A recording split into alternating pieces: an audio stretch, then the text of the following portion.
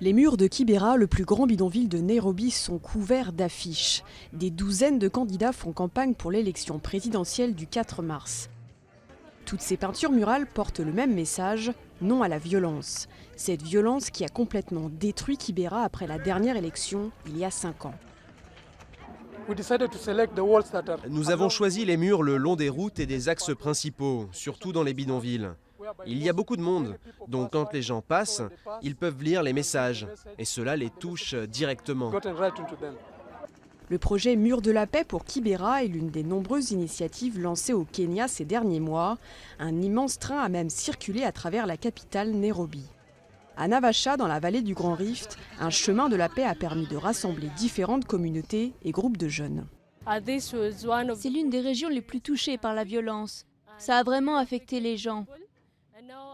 Aujourd'hui, les élections se rapprochent et je veux diffuser le gospel de la paix. Nous avons rebaptisé notre marche « Un Kenya apaisé commence avec moi ». Lors des dernières élections soupçonnées d'avoir été truquées, les revendications politiques avaient dégénéré en violence et conflits ethniques. Plus de 1100 personnes sont mortes et des centaines ont fui. Des concerts pour la paix comme celui-ci ont lieu dans tout le pays pour faire passer un message d'unité.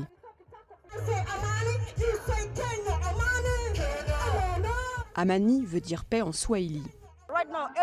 Aujourd'hui, tout le monde devrait prôner la paix comme ça, même si quelqu'un a des envies de violence, il aura de la paix quelque part en lui. Les divisions ethniques sont toujours fortes au Kenya. Près de 500 personnes ont été tuées l'an dernier. Il est donc impossible de prévoir ce qui se passera après le premier tour des élections le 4 mars. Mais avec un tel effort de paix à travers tout le pays, ceux qui se mobilisent espèrent que leur message sera entendu.